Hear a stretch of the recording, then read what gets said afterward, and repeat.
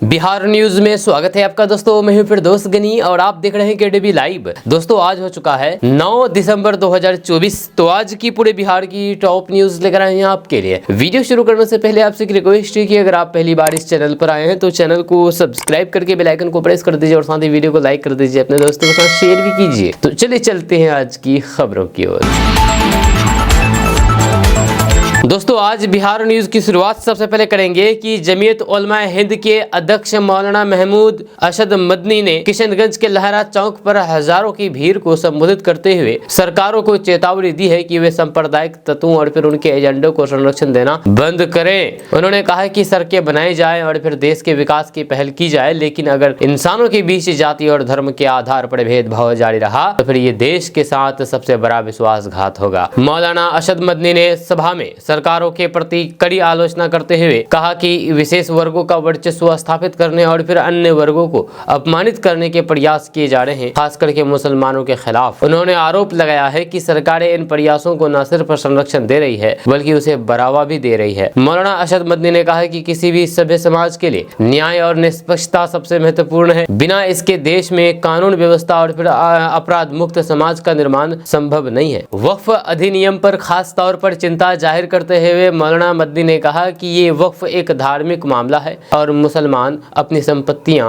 अल्लाह के खुशी के लिए वक्फ करते हैं। उन्होंने सरकारों से मांग की है कि वक्फ संपत्तियों का प्रबंधन एसजीपीसी की तरह किया जाए और वक्फ पर सरकारी नियंत्रण बढ़ाने के प्रयास का विरोध किया। मौलाना महमूद मदनी ने मुसलमानों से अपील की है कि वे धैर्य और रणनीति के साथ सामाजिक सुधार में अपनी भूमिका निभाएं और आंतरिक सुधारों पर ध्यान केंद्रित करें। उन्होंने कहा है कि हमेशा अंधेरा नहीं रहता, एक दिन सवेरा भी होगा। दोस्तों बिहार में स्वास्थ्य सेवाओं में सुधार के तमाम दावे के बावजूद अक्सर ऐसी घटनाएं सामने आती रहती है जो हकीकत बयां करती है। जब बिहार के जमुई जिले के झाझा रेफरल अस्पताल का एक ताजा मामला मुद्दे को उजागर करता है। एम्बुलेंस न होने की वजह से एक महिला मरीज को इलाज के लिए ठेले पर ले जाना पड़ा। बार बार प्रयास करने के बाद भी एम्बुलेंस न मिलने पर उनके परिवार ने यह कदम उठाया है। झाझा नगर थाना क्षेत्र के पिपराडीह निवासी कार्तिक रावत की 60 वर्षीय पत्नी चमेली देवी की अचानक तबीयत खराब हो गई। जब परिजनों ने उन्हें अस्पताल में भर्ती कराने का निर्णय लिया और एम्बुलेंस के लिए 102 नंबर पर फोन किया, लेकिन अस्पताल प्रबंधन ने एम्बुलेंस उपलब्ध नहीं कराई। ये चमेली देवी की हालात बिगड़ने पर परिजनों को उनकी ठेले पर लाद करके अस्पताल ले जाना पड़ा।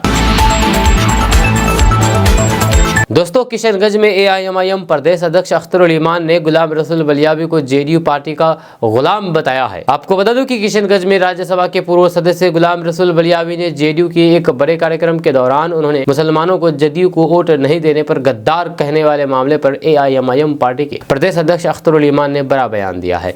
अख्तरुल ईमान ने भाजपा और जदयू पर भी कई बड़े खुलासे किए हैं, बयान दिए हैं, जहाँ पर उन्होंने कहा कि हम लोग तो उसको गुलाम रसूल ही समझते थे मगर वे जेडीयू में भी गुलाम हो गए हैं, हमें तो ये पता नहीं था। तो फिर जदयू पार्टी एनआरसी में बीजेपी का साथ दे रही है और उस पार्टी को कोई वोट देने का बात कहे मुसलमानों को तो वे खुद ही गद्दार है। ये पहले खुद बताएं इनका जमीर जिंदा है। उन्होंने बाबरी मस्जिद तोड़ने वालों का साथ दिया है। नीतीश कुमार गए हैं अभी बम्बई और वहाँ मुसलमानों के लिए किस तरह के किस खिलाफ के नारे लगे, आप सब उसको मजबूत कर रहे हैं। अख्तरुल ईमान ने आगे कहा है कि यहाँ पर किशनगंज का ये इलाका है, ये जिला सबसे गरीब है। यहाँ के मुसलमानों के लिए उनकी पार्टी ने क्या किया है? 12,000 उर्दू के बच्चे जो डंडे खा रहे हैं, आप फैसला कर रहे हैं क्या मौलाना? बिहार से फारसी को खत्म कर दिया गया मौलाना, आप सियासी जमात में फैसला कर पाए?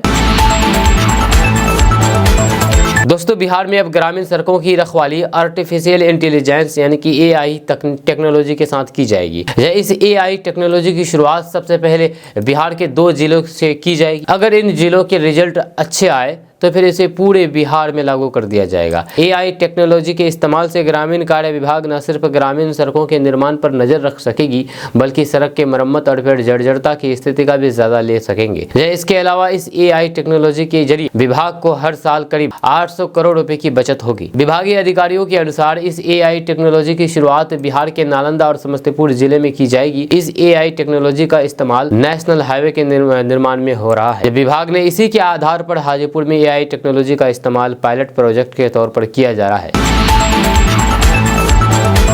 दोस्तों, बिहार के महाराष्ट्र विधानसभा चुनाव में सबसे बड़ी पार्टी बनने के बाद जिस तरह से बीजेपी ने शिंदे को उप मुख्यमंत्री बनने के लिए मजबूर कर दिया, जब बिहार में जेडीयू अब सावधान हो गई है। आपको बता दूं कि सबसे बड़ी पार्टी बनकर के विधानसभा चुनाव में बीजेपी के उभरने से तो जेडीयू हैरान परेशान तो पहले से ही था, लेकिन अब बीजेपी ने शिंदे की जगह देवेंद्र फडणवीस को सीएम बनाकर के जेडीयू की चिंता को और ज्यादा बढ़ा दिया है। जब महाराष्ट्र के बाद अगले साल बिहार में भी विधानसभा चुनाव को लेकर के नीतीश कुमार की चिंता बढ़ गई है। जदयू को अब लगने लगा है कि बीजेपी से ज्यादा विधायक जिताना उसके लिए जरूरी है। बीजेपी अगर ज्यादा सीटों पर जीत गई तो सीएम की कुर्सी पर दावा कर देगी। जब वैसे तो आज भी बीजेपी के पास जेडीयू से ज्यादा विधायक हैं, फिर भी नीतीश कुमार सीएम बने हुए हैं। लेकिन आगामी विधानसभा चुनाव में ऐसा नहीं होने जा रहा है। जब पहली बार जेडीयू को लग रहा है कि 2025 के बिहार विधानसभा चुनाव में अगर भाजपा और जेडीयू के विधायकों की संख्या में बड़ा अंतर आया तो वर्षों से दोनों दलों के बीच मुख्यमंत्री पद को लेकर के बनी सहमति टूट भी सकती है। यही कारण है कि जेडीयू अभी से विधानसभा चुनाव की तैयारी में जुट गया है।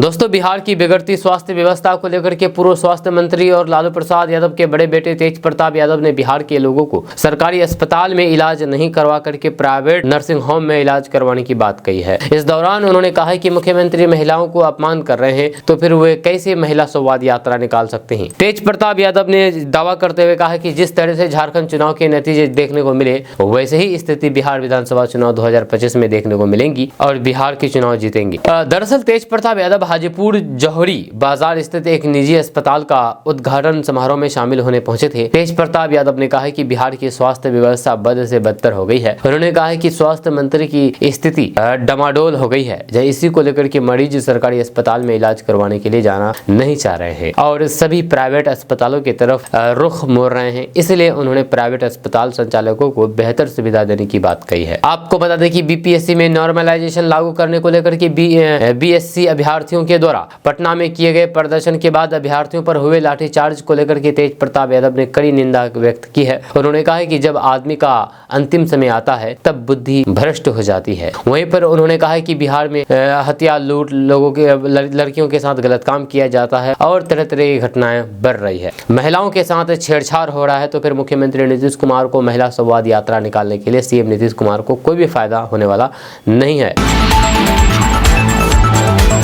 दोस्तों, बिहार में जमीन सर्वे के दौरान वैसे लोगों को राहत दी गई है जिनका 50 साल या फिर इससे अधिक समय से उस जमीन पर बिना किसी विवाद के कब्जा है। अब ऐसे लोगों का नाम सर्वे के दौरान सीधा चढ़ जाएगा। जब राष्ट्र एवं भूमि सुधार विभाग के मंत्री डॉक्टर दिलीप कुमार जायसवाल ने मीडिया से बातचीत में इसको लेकर के हाल ही में बड़ी जानकारी दी है। उन्होंने साफ कर दिया है कि बिहार में अफरा तफरी नहीं बल्कि आराम से सर्वे का काम हो रहा है। डॉक्टर दिलीप कुमार जायसवाल ने कहा है कि ऐसे लोग जो कि 100 वर्षों से या फिर 50 साल से अधिक समय से किसी जमीन पर स्वामित्व लेकर के अपना घर बना करके रह रहे हैं और उनके कागजात किसी कारण से खराब हो गए हैं, जैसे कोई बाढ़ प्रभावित क्षेत्र है, कोई दीमक कागज को खा गया, आग लगे में कागज जल गया, तो फिर इस तरीके की परिस्थिति में वे कागज के लिए भटक रहे हैं। वे कागज हमारे अभिलेखागार में भी नहीं मिल रहा था। ऐसे में राहत देने का फैसला लिया गया है। उन्होंने बताया है कि ऐसे लोग बिहार में जो करीब 50 वर्ष से अधिक से किसी जमीन पर अपना घर बना करके रह रहे हैं और शांतिपूर्वक दखल उनके पास है तो फिर उनको राहत दी गई है कि अब आपको ये बताने की आवश्यकता नहीं है कि ये जमीन आपकी कैसे है। दोस्तों, बिहार के हर प्रखंड में मोबाइल कंप्यूटर लैब खुलेगी। जी हां, आपको बता दूं कि ये जानकारी शिक्षा विभाग के अपर मुख्य सचिव डॉक्टर एस सिद्धार्थ ने दी है। जब ये शिक्षा की बात हर शनिवार की छठे एपिसोड में शिक्षकों और फिर स्कूली बच्चों के सवालों का जवाब दे रहे थे। डॉक्टर एस सिद्धार्थ ने कहा कि ये लैब पूरे प्रखंड के विद्यालय में घूम घूम करके बच्चों को कंप्यूटर की जानकारी देगी। इसमें प्राइमरी स्कूल के बच्चों को कंप्यूटर को जानने का अवसर मिलेगा, जहाँ अभी 8वीं तक के बच्चों को विद्यालय में ही कंप्यूटर की शिक्षा दी जाती है। डॉक्टर एस सिद्धार्थ ने कहा कि स्कूल के पहले दिन ही बच्चों को पुस्तक, बैग और फिर यूनिफॉर्म मिल जाएगी। जब 1 अप्रैल 2025 से योजना कार्यान्वित होगी। इसी तरह सरकारी शिक्षकों के लिए ड्रेस कोड का पालन करना अनिवार्य होगा। उन्होंने बच्चों को पोशाक राशि समय पर उपलब्ध नहीं कराने पर कड़ी कार्रवाई की चेतावनी दी है। उन्होंने कहा है कि हर हाल में बच्चों को समय पर पोशाक उपलब्ध कराना होगा। 1 सप्ताह के अंदर पोशाक राशि बचे हुए बच्चों को मिल जाएगी। अपर मुख्य सचिव ने बताया है कि विद्यालयों में खेल के मैदान की कमी को देखते हुए अगल बगल के मैदान को खाली करा करके सरकारी विद्यालय को देने की योजना है। इस संबंध में जिलाधिकारियों को निर्देश दिया गया है। दोस्तों, बिहार का मौसम तेजी के साथ बदलने वाला है। जब बिहार के कई इलाकों में आज पश्चिमी विक्षोभ के असर की वजह से झमाझम बारिश होने की संभावना है। मौसम विभाग के अनुसार आसमान में बादल छाए रहने की वजह से अधिकतम तापमान में इजाफा होगा। वहीं पर बारिश के बाद ठंड बढ़ने के आसार है। हिमालय की तराई वाले इलाकों में बर्फबारी होने से बिहार के मैदानी भाग में ठंड बढ़ने के आसार बन गए हैं। कोहरे की वजह से भी लोगों को परेशानी का सामना करना पड़ेगा। जब पश्चिमी एवं उत्तरी भाग में विक्षोभ एवं पूर्वोत्तर भारत में चक्रवात के कारण अगले 24 घंटे के अंदर तापमान में गिरावट आएगी। रविवार एवं सोमवार को आकाश में बादल छाए रहेंगे। कुछ इलाकों में वर्षा भी होने के आसार हैं। आपको बता दें कि बिहार में गया सर्वाधिक गर्म स्थान रहा कल, जहां वहां का तापमान अधिकतम 27 डिग्री सेल्सियस रिकॉर्ड किया गया। दोस्तों, 17 साल का लड़का भाई की शादी में गया था, पर वहां पर उसके साथ पकड़ुआ विवाह हो गया, जहां वो पकड़ुआ विवाह के शिकार हो गया है। मामला बिहार के राजधानी पटना की है। आपको बता दूं कि राजधानी पटना के गौरीचक थाना क्षेत्र के महद्दीपुर गांव के रहने वाले एक 17 वर्षीय नाबालिग नवयुवक को अपहरण करके जबरन पकड़ुआ शादी कराए जाने का मामला सामने आया है। पकड़ुआ विवाह का वीडियो भी वायरल हो गया है। इस संबंध में नवयुवक के परिजनों ने स्थानीय गौरीचक थाने में अपहरण करके जबरन पकड़ुआ शादी कराए जाने का आरोप लगाते हुए मामला दर्ज कराया है। जब परिजनों ने पुलिस प्रशासन से नवयुवक की सकुशल बरामदगी की मांग करते हुए आरोपी के खिलाफ कठोर कार्रवाई किए जाने की मांग की है। नवयुवक की पहचान गौरीचक थाना क्षेत्र के महद्दीपुर गांव निवासी उमेश यादव के 17 वर्षीय पुत्र शुभम कुमार के रूप में की गई है। जब बताया जाता है कि शुभम कुमार अपने चचेरे भाई की शादी समारोह में भाग लेने के लिए बीते 5 दिसंबर को बख्तियारपुर गया था। इसी दौरान गाँव के पड़ोसी सुनील यादव द्वारा उनका अपहरण करके बख्तियारपुर के चिरैया दियारा इलाके में जबरन उनकी शादी करवा दी गई। पकड़ुआ विवाह करने के बाद उसका वीडियो बना करके परिजनों को भेज दिया गया। परिजनों को इस बात की जानकारी मिलते ही जब वे बख्तियारपुर पहुंचे और फिर पूरी घटना का विरोध किया, तो फिर लड़की पक्ष के लोगों ने उन लोगों के साथ मारपीट भी की। दोस्तों, जदयू ने बिहार के मुख्यमंत्री नीतीश कुमार को भारत रत्न देने की मांग उठाई है। आपको बता दें कि पूर्णिया में जदयू सम्मेलन में पार्टी के कार्यकारी अध्यक्ष संजय झा ने कहा है कि नीतीश कुमार भारत रत्न से भी बड़े पुरस्कार के हकदार हैं। कुछ दशक पहले जो काम अविश्वसनीय था, नीतीश कुमार ने वह काम करके दिखाया है। बिहार को रसातल से निकाला है। जब बिहार को पहले विफल राज्य के तौर पर देखा जाता था, या कोई भी मौका देने को तैयार नहीं था, जब राज्य में अफगानिस्तान जैसी स्थिति थी, लेकिन नीतीश कुमार ने उस अवधारणा को खत्म कर दिया है। संजय झा ने कहा कि नीतीश कुमार ने सबसे बड़ा काम उन लोगों की आकांक्षाओं को जगाने का किया है जिन्होंने एक वक्त हर चीज से समझौता करना सीख लिया था। खराब सड़कों, बिजली नहीं होने, महिलाओं की असुरक्षा, लापता होने की शिकायत तक नहीं की जाती थी। जब लड़कियों की शिक्षा, बुनियादी ढांचे का अभाव था, जब एक विफल राज्य के तौर पर बिहार की अवधारणा थी, ये सब बदलना आसान नहीं था। लेकिन नीतीश कुमार पूरे फोकस के साथ कई मोर्चे पर मेहनत से काम करते रहे और चीजें धीरे धीरे बदलने लगी। उन्होंने कहा है कि महिला सशक्तिकरण के लिए उनका काम उल्लेखनीय है, क्योंकि इसने न केवल बिहार की आधी आबादी को मुख्य धारा में लाया, बल्कि उन्हें आत्मनिर्भर बनने के लिए महत्वाकांक्षी भी बनाया। आरक्षण से उन्होंने नौकरियां, पंचायती राज संस्थानों और फिर जीविका में अवसर मिला, जबकि शिक्षा के क्षेत्र में बिहार ने माध्यमिक स्तर पर लिंग अंतर को समाप्त कर दिया है। संजय झा ने कहा कि ऐसे ही नहीं, बिहार की महिलाएं पूरी तरह से नीतीश कुमार के पीछे है। अगर आज पूरे देश में महिला मतदाताओं को इतना महत्वपूर्ण माना जाता है, तो इसके लिए नीतीश कुमार अग्रणी रहे हैं। ग्रामीण प्रशासन में भी 50% अधिक महिलाएं पंचायती राज संस्थानों के चुनाव के माध्यम से चुनी जाती है। बिहार के मुंगेर जिला में मंदिर में चोरी होने का एक अजीबोगरीब मामला सामने आया है। आपको बता दूं कि यहाँ पर चोर पहले प्रणाम किया हाथ जोड़ते हुए मंदिर में प्रवेश करते ही, उसके बाद प्रतिमा के सामने जाता है और फिर गहने को उतार करके लेकर भाग जाता है। जी हाँ, मामला बिहार के मुंगेर जिला का है। ये सारा मामला सीसीटीवी फुटेज में कैद हो गया है, जहाँ वहीं पर जब कुछ महिलाएं मंदिर में पूजा करने पहुंची, तो फिर वे प्रतिमा के गहने को गायब देख करके इसकी सूचना मंदिर प्रशासन को दी। दरअसल मुंगेर में कासिम बाजार थाना क्षेत्र के लालूज पोखर स्थित लल्लू पोखर काली मंदिर में चोर के द्वारा काली प्रतिमा के कीमती आभूषणों को चोरी कर ली गई है। यह घटना मंदिर में लगे सीसीटीवी में कैद हो गई है। वहीं पर अब पुलिस सीसीटीवी के आधार पर चोर को तलाशने में जुट गई है। दोस्तों बिहार के कटिहार में एक युवक को प्रेम करने की खौफनाक सजा मिली है। आपको बता दें कि परिवार की लड़की के प्रेम प्रसंग से नाराज लोगों ने प्रेमी को जमकर के पीटा, जो उसके बाद पटना में एम्स के इलाज के दौरान लड़के की जान चली गई है। घटना कटिहार जिला के कुर्सेला थाना क्षेत्र के बिस्निचक रसमेली ठाकुरबाड़ी टोला की है। टोला में यह घटना हुई है, जब पुलिस ने मृतक के परिजनों को उचित कानूनी कार्रवाई का भरोसा दिलाया है। बेटे को खोने से प्रेमी युवक के परिवार में मातम पसर गया है। घटना की चर्चा पूरे इलाके में जोर शोर से हो रही है। जानकारी के अनुसार कटिहार के समेली प्रखंड के राजेंद्र पार्क डुमरिया नजीरगंज निवासी 21 वर्षीय सुमन कुमार का 1 साल से समेली की एक लड़की के साथ प्रेम प्रसंग चल रहा था। 5 दिसंबर की रात 10 बजे युवती ने यानी कि लड़की ने फोन करके सुमन को अपने घर बुलाया। लड़की के परिजनों ने सुमन को पकड़ लिया और जम करके पीटा। युवक के परिजनों को जब इस बात की जानकारी मिली तो फिर उसने छुड़ा करके उसे रात में ही समेली CHC ले गए, लेकिन खराब हालात होने की वजह से वहां से SKMCH कॉलेज पूर्णिया रेफर कर दिया गया। दोस्तों किशनगंज में भीषण आगलगी की वारदात सामने आई है, जहां पर एक तरफ इलाके में अफरा तफरी मच गई है तो वहीं दूसरी तरफ लाखों का नुकसान बताया जा रहा है। मिल रही जानकारी के अनुसार घटना टेरागाछ थाना क्षेत्र का है, जहां पर रविवार संध्या फुलवड़िया बाजार अंतर्गत स्थित एक रजाई के दुकान में अचानक से आग लग गई। देखते ही देखते आग ने विकराल रूप ले लिया और उस पूरे दुकान को जला करके राख कर दिया। साथ ही साथ इलाके में अफरा तफरी भी मच गई और साथ ही आग लगे से लोगों में भय का माहौल उत्पन्न हो गया है। जहाँ मौके पर स्थानीय लोगों की भीड़ जुट गई है, जहां स्थानीय लोगों ने आनंद फानन में अग्निशमन विभाग को इसकी सूचना दे दी। जब सूचना मिलने के बाद वहीं पर मौके पर अग्निशमन विभाग के कर्मी पहुंच करके किसी तरह से आग पर से काबू पाया गया और फिर आग पर काबू पाने के बाद राहत की सांस ली गई, वरना कई और दुकानें जल करके राख हो जाती। वहीं पर अब तक आग लगी के कारण का पता नहीं चल पाया है। इस आग लगी में लाखों का नुकसान बताया जा रहा है। साथ ही साथ पीड़ित दुकानदार ने मुआवजे की मांग की है। इस पर थानाध्यक्ष इजहार आलम ने बताया है कि रजाई की दुकान में आग लगी थी, जिसके बाद अग्नि विभाग की टीम पहुंच करके आग काबू पा लिया है।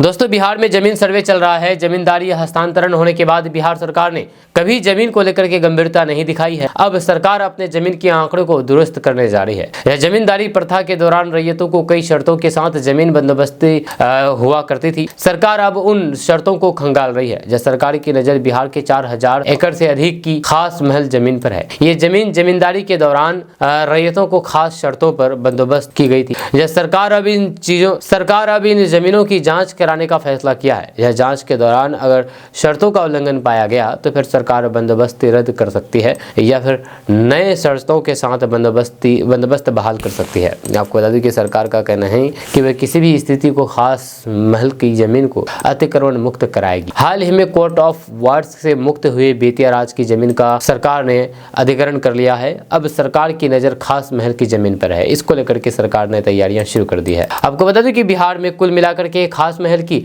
4000 एकड़ से अधिक जमीन है। बिहार के 12 जिलों में 4193 करोड़ जमीन खास महल की है। यह केवल पटना में ही 137 एकड़ से अधिक जमीन खास महल की है। जब बक्सर में 108 एकड़ जमीन खास महल की है। बिहार सरकार का दावा है कि खास महल की इन सभी जमीनों को वह अवैध कब्जा से मुक्त करने जा रही है। इसको लेकर के बड़े पैमाने पर अभियान चलाया जाएगा। आपको बता दें कि बिहार सरकार के राजस्व एवं भूमि सुधार मंत्री डॉक्टर दिलीप कुमार जायसवाल ने कहा है कि खास महल की जमीन जिन लोगों के कब्जे में है वह या तो जमीन की लगान दे या फिर जमीन खाली कर दें। उन्होंने कहा है कि खास महल की जमीन लोगों को आवास के लिए बंदोबस्त की गई थी, लेकिन लोगों ने बड़े पैमाने पर बंदोबस्त की शर्तों का उल्लंघन किया है।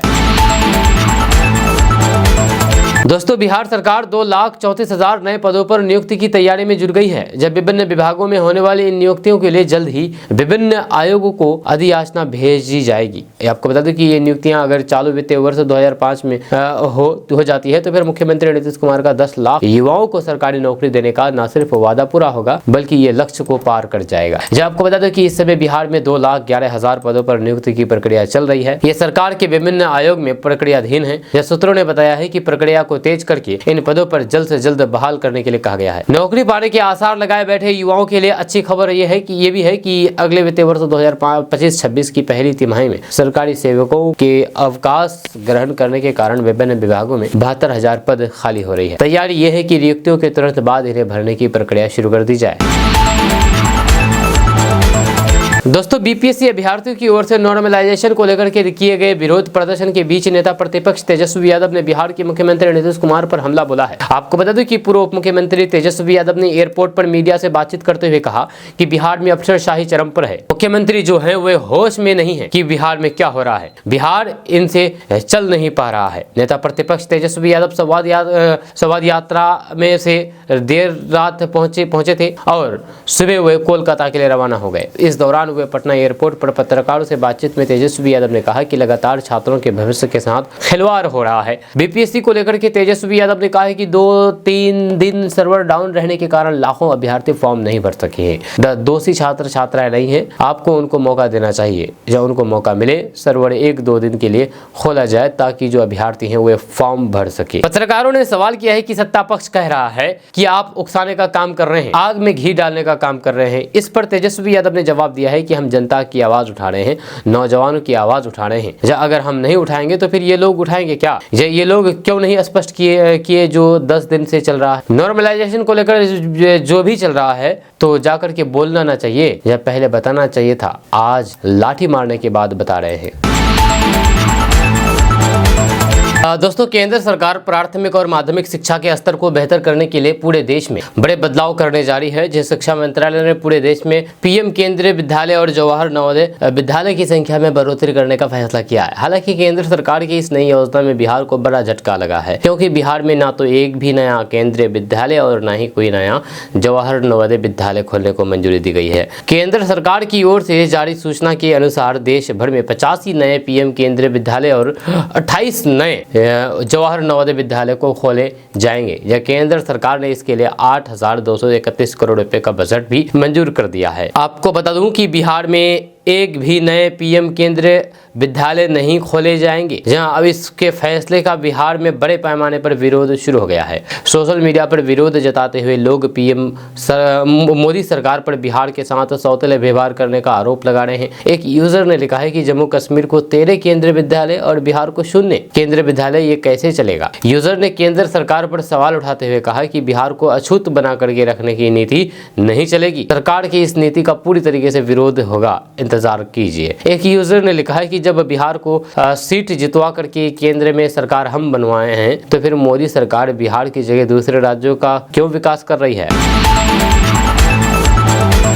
अगर आप भी गूगल मैप पर निर्भर रह करके कहीं सफर कर रहे हैं तो आप सावधान हो जाइए, क्योंकि आप मुसीबत में फंस सकते हैं। दरअसल बिहार का एक परिवार गोवा घूमने के लिए निकला था और गूगल मैप को फॉलो करते हुए ये लोग बेलागवी जिले के खानपुर तालुका के घने जंगल में पहुंच गए। कार में बच्चों समेत 6-7 लोग थे। ये लोग नेटवर्क कवरेज न होने के कारण रात भर जंगल में ही फंसे रहे। जंगली जानवरों के डर से इन्हें रात भर कार में बंद रहना पड़ा। अगली सुबह पुलिस और फिर गांव के लोगों की मदद से इन्हें बाहर निकाला गया। आपको बता दूं कि बिहार के इस परिवार के मुखिया राजदास रंजीत दास जब वो गूगल मैप का इस्तेमाल करते हुए अपने परिवार के साथ गोवा जा रहे थे, जब मैप को फॉलो करते हुए ये लोग खानपुर शहर से होकर के गुजरे, जिसके बाद मैप ने इन्हें शिरोडगा और फिर हेमडगा गाँव के बीच का रास्ता दिखाया, जो की उन्हें भीमगाड वन क्षेत्र में 7 किलोमीटर अंदर ले गया। इस एरिया में कोई भी मोबाइल नेटवर्क नहीं था, इस कारण वे किसी से संपर्क नहीं कर पाए, जिस वजह से परिवार रात भर यहाँ पर फंसे रहे। तो ऐसे में ये सबक है, सीख है कि अगर आप भी गूगल मैप पर पूरी तरीके से डिपेंड हो जाते हैं, गूगल मैप पर पूरी तरीके से भरोसा करते हैं, तो आप सावधान हो जाए, नहीं तो आप भी इस तरीके की मुसीबत में फंस सकते हैं। दोस्तों नए शैक्षणिक सत्र की शुरुआत से पहले मार्च में बिहार के सभी 81,000 विद्यालयों की रैंकिंग करके सरकार शिक्षा व्यवस्था का हाल जानेंगी। इसके लिए शिक्षा विभाग द्वारा कई मापदंडों के आधार पर रैंकिंग देने की योजना को अमल में लाने की तैयारी हो रही है। जब विभाग का कहना है कि राज्य में यानी कि बिहार में स्कूली शिक्षा में और बेहतर सुधार लाने का सरकार का ये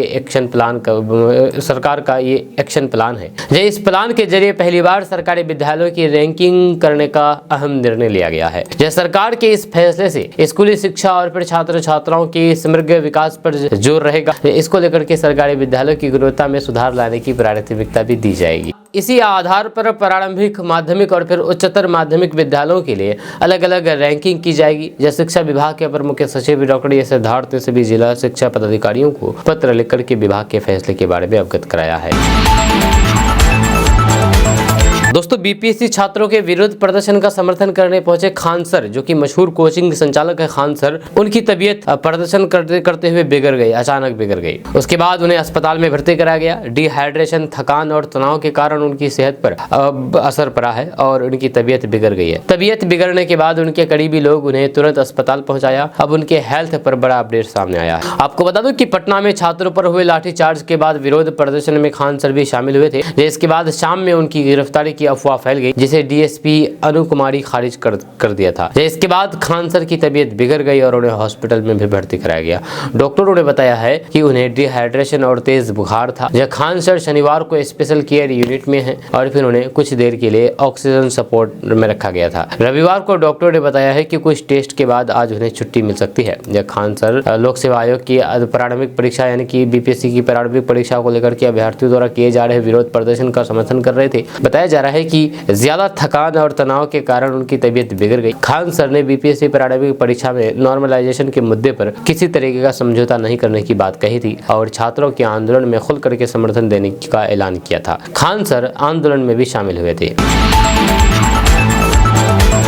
दोस्तों अगर किसी में अपने सपनों को उड़ान देने का जुनून हो तो वे कभी भी खत्म नहीं होता है, कभी ना कभी वे हासिल कर ही लेता है। वैसे ही बिहार के सीतामढ़ी की बेटी ने शादी के 17 साल बाद 5वें प्रयास में बीपीएससी परीक्षा में सफलता हासिल की है। शादी के 17 साल बाद उनकी जिद थी कि जब तक उन्हें सफलता नहीं मिल जाती है वे यहाँ से नहीं जाएंगी और उन्होंने इस बात को सच साबित कर दिखाया है। वैसे भी सीतामढ़ी की धरती प्रतिभा के लिए मशहूर है। यहाँ के कई बेटे बेटियों ने विभिन्न क्षेत्रों में सफलता हासिल करके देश दुनिया में अपना परचम लहराया है। उनकी सफलता की कहानी सुनकर के खान सर भी हैरान रह गए। आपको बता दूं कि बिहार लोक सेवा आयोग 69वीं द्वारा घोषित परीक्षा परिणाम में शिवहर निवासी सुरेश सिंह और फिर सीतामढ़ी की आंगनबाड़ी सेविका शीला देवी की बेटी और बहू ज्योत्सना प्रिया ने अपनी प्रतिभा का लोहा मनवाया है। ज्योत्सना ने बीपीएससी में 262वीं रैंक लाकर के जिले का मान बढ़ाया है। अब वे राष्ट्रीय अधिकारी बन गई है। ज्योत्सना की शादी 17 साल पहले हुई थी। 2007 में उनकी शादी की सीतामढ़ी के पति प्रवीण सिंह सॉफ्टवेयर इंजीनियर होने के साथ साथ दवा कारोबारी भी है। ज्योत्सना प्रिया के 3 बच्चे हैं, जिनमें सबसे बड़ी बेटी 15 साल की है।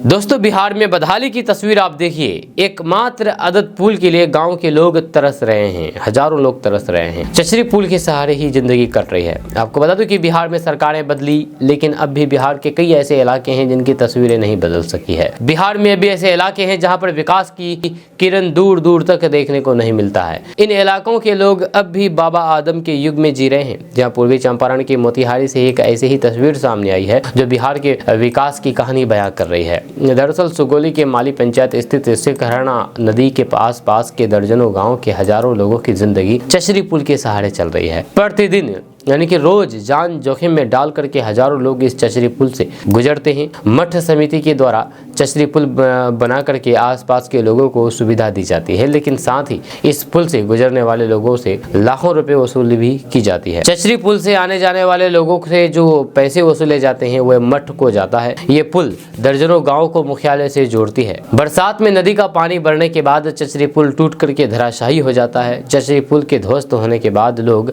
किसी तरह से लंबी दूरी तय करके मुख्यालय पहुंच पाते हैं। इस रास्ते से मोटरसाइकिल, साइकिल सहित पैदल लोग आया जाया करते हैं। दोस्तों बिहार में बीपीएससी और सक्षमता परीक्षा पास शिक्षकों के लिए एक महत्वपूर्ण सूचना है। ताजा रिपोर्ट्स के मुताबिक 9 से 31 दिसंबर तक इन शिक्षकों की काउंसलिंग प्रक्रिया आयोजित की जाएगी। इस दौरान प्रत्येक शिक्षक के लिए एक विशेष तारीख निर्धारित की गई है। खबर के अनुसार काउंसलिंग प्रक्रिया के बारे में शिक्षक को SMS के माध्यम से जानकारी दी जाएगी। इस क्रम में प्रधान शिक्षक की काउंसलिंग 9 से 13 दिसंबर तक होगी। इसके बाद अन्य शिक्षकों की काउंसलिंग संबंधित तारीखों के अनुसार की जाएगी। आपको बता दें कि शिक्षकों से अनुरोध है कि वे अपनी काउंसलिंग की तारीख की जानकारी मोबाइल पर प्राप्त होने के बाद समय पर काउंसलिंग के लिए उपस्थित हों। प्रधान शिक्षकों की काउंसलिंग को 100% कैटेगरी में रखा गया है, जबकि बीपीएससी तथा सक्षमता वाले शिक्षकों की काउंसलिंग संभावित कैटेगरी में रखी गई है। बीपीएससी अभ्यर्थियों के ऊपर किए गए लाठीचार्ज को लेकर के सियासत गर्म है। बिहार कांग्रेस के अध्यक्ष अखिलेश सिंह ने केंद्र और बिहार दोनों सरकारों पर जोरदार हमला बोला है। उन्होंने सरकार पर बीपीएससी छात्रों को परेशान करने का आरोप लगाया है। यह आपको बता दें कि प्रदेश अध्यक्ष ने कहा कि बीपीएससी नॉर्मलाइजेशन के नाम पर अभ्यर्थियों को परेशान किया गया।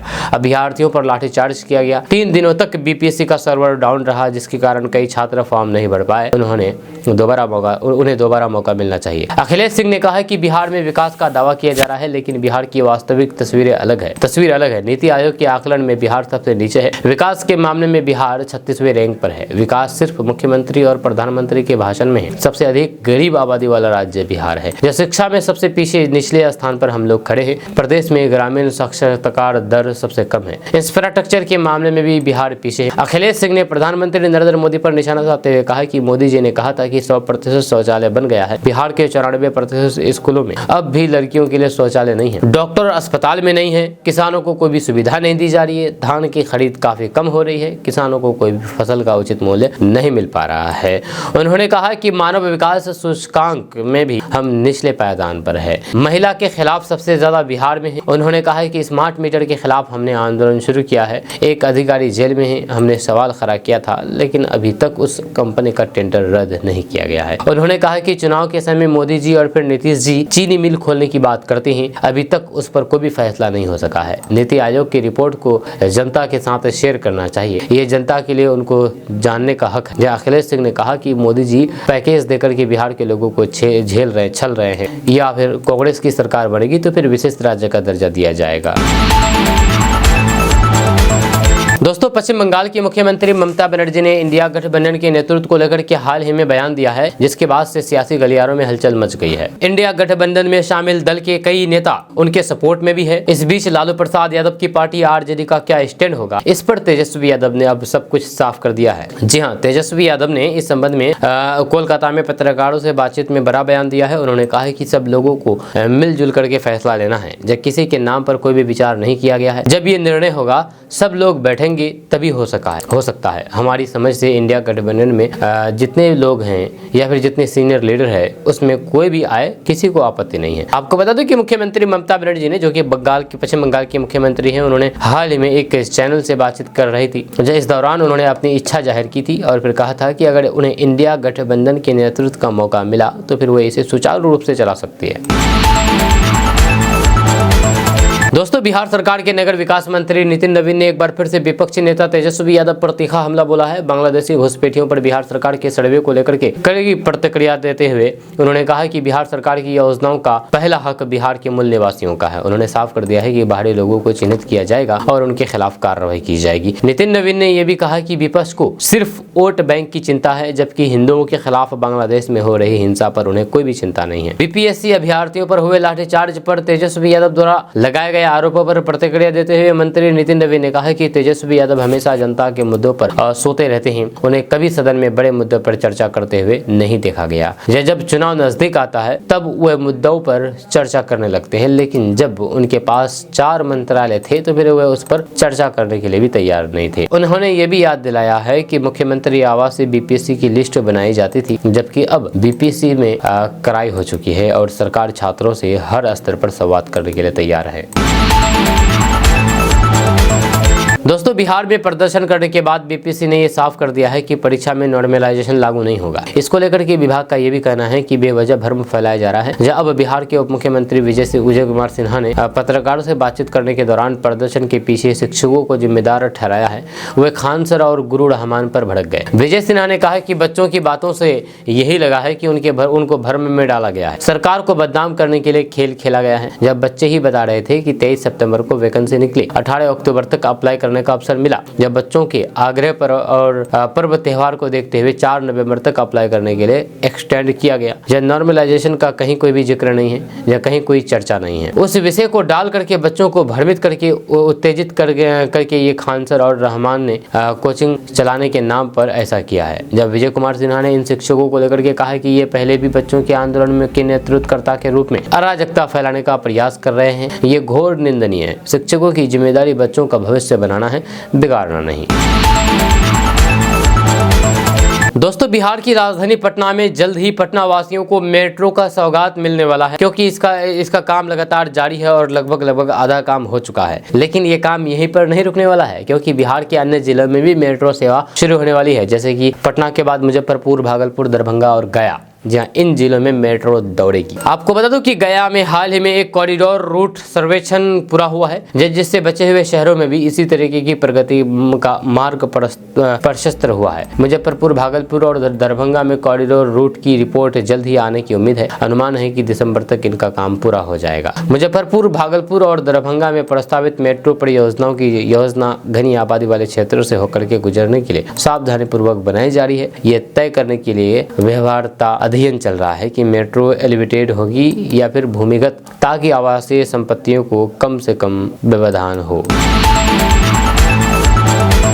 दोस्तों, तेजस्वी यादव ने आगामी विधानसभा चुनाव को लेकर के एक्शन में हैं। यात्रा के दौरान वे नए राजनीतिक समीकरण की संभावनाएं भी टटोल रहे हैं। शेखपुरा यात्रा के दौरान उन्होंने राष्ट्रीय लोक मोर्चा के नेता देवेंद्र कुशवाहा से मुलाकात करके सियासत में खलबली मचा दी है। इस मुलाकात के बाद जिले की सियासत गर्मा गई है। जब कुशवाहा ने कहा कि उन्होंने पंचायत की समस्याओं को लेकर के तेजस्वी से मुलाकात की है। राष्ट्रीय लोक मोर्चा के नेता देवेंद्र कुशवाहा की तेजस्वी यादव से मुलाकात की तस्वीरें वायरल हो गई है। देवेंद्र कुशवाहा ने कहा कि वे कसार पंचायत के मुखिया प्रतिनिधि के रूप में पंचायत की समस्याओं को लेकर के तेजस्वी यादव से मिलने गए थे, लेकिन उनकी ये दलील किसी के गले नहीं उतर रही है। सत्ताधारी दल के साथ जिस दल का गठजोड़ हो, भला हुए विपक्ष के नेता से क्यों मिलेगा।